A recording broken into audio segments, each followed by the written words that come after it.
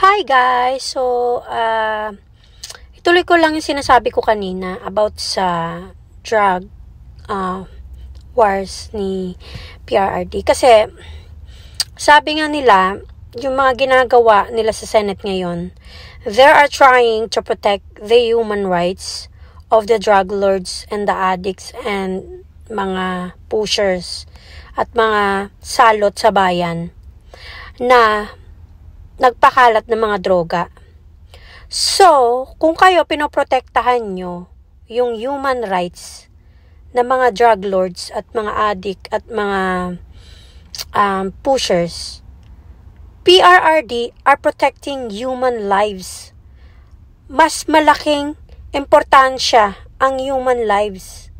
Kung para sa inyo, may human rights, human lives ang pinoprotektahan ni PRRD noong mga panahon na nakikipaglaban siya sa droga at sa mga kawatan na may kinalaman sa droga.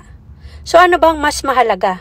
Hindi ba nakinabang naman lahat ng mga anak nyo, mga kamag-anak nyo, naging safe sila sa daan?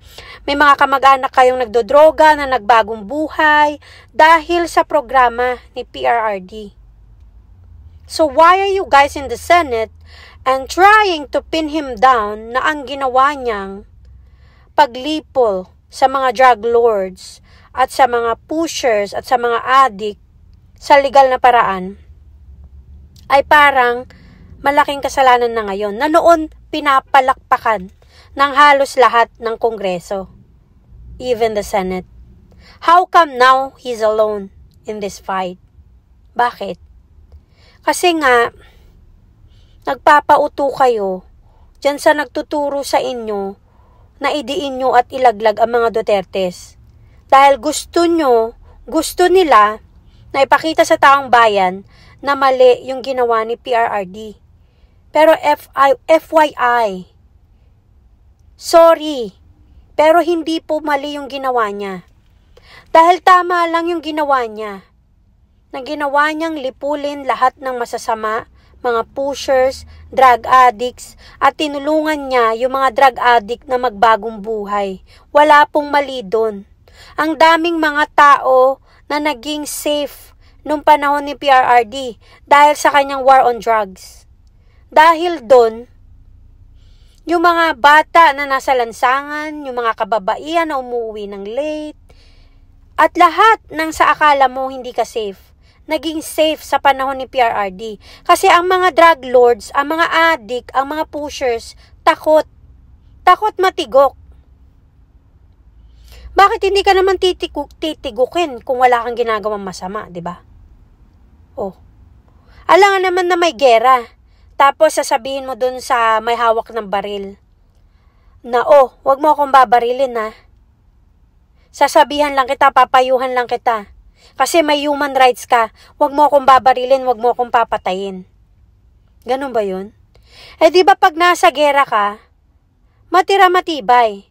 At yung masasama, kung may mangyari mang masama sa kanila, kasalanan nila yun. Kasi nilagay nila yung buhay nila sa sitwasyon na ganun. Sila ang may choice na maging pusher sila. Sila ang may choice na sirain ang buhay ng maraming kabataan dahil sa drogang ginagamit nila para ibenta, para magkaroon ng maraming salapi dahil sa droga. So, kaming mga nakinabang, tayong lahat na nakinabang sa war on drugs ni PRRD, dapat ipaglaban din natin siya ngayon. Pero alam naman natin na nakabuti yon sa Pilipinas.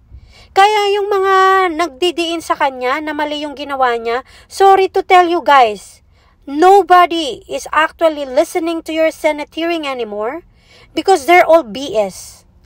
Puro na lang paninira. Dahil ang totoong tao lang na nagkaroon ng malasakit sa mga Pilipino noong panahon ni PRRD, si PRRD lang yon. Siya lang. At yung mga tao na naging mabuti sa kanya, na tumayo sa tabi niya, all throughout, sila lang. Yung mga may puso talaga para sa taong bayan, sila lang yun.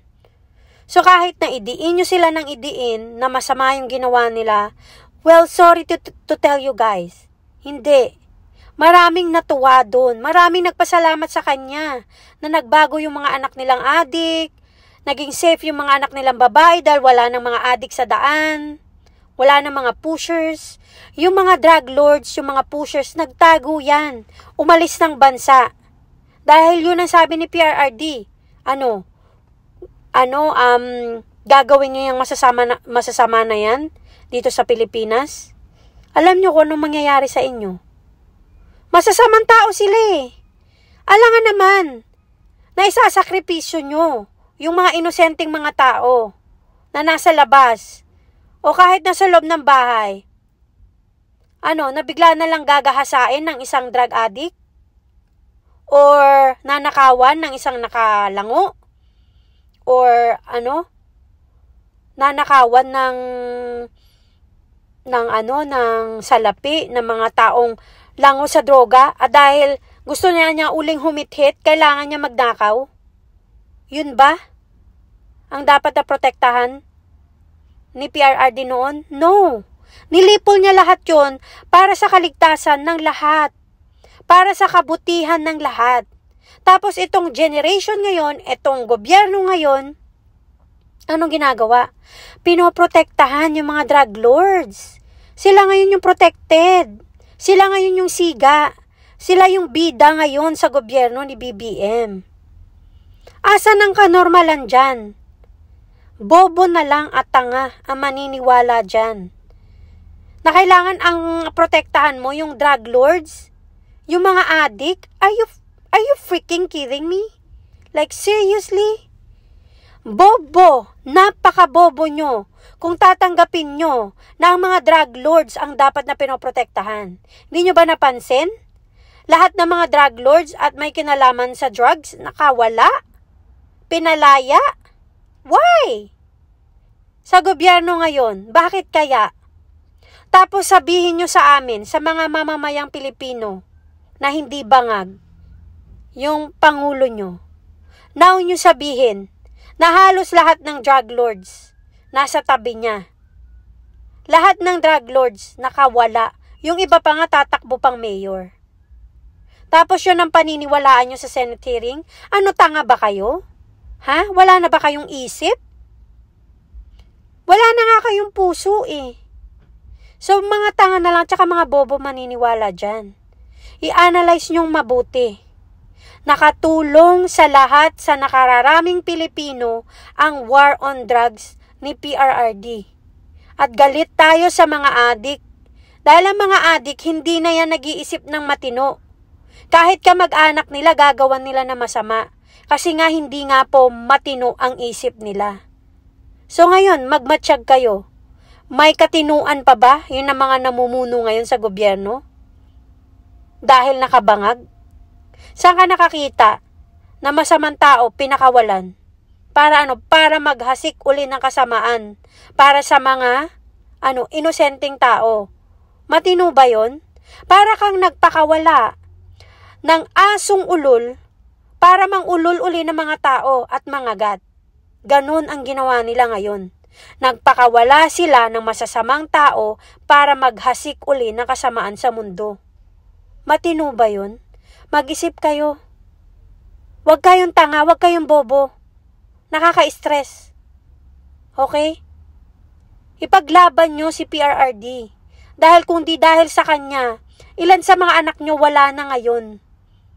Dahil either namatay na dahil sa droga, na overdose or whatsoever, or may ginahasa na ng isang drug addict, o ninakawan, pinatay, sinaksak, or whatsoever.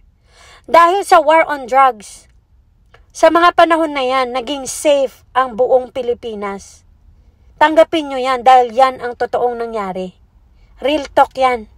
Huwag kayong tanga. Okay? Mag-isip kayo. Humarap kayo sa salamin. Lalo na yung mga nasa Senate hearing.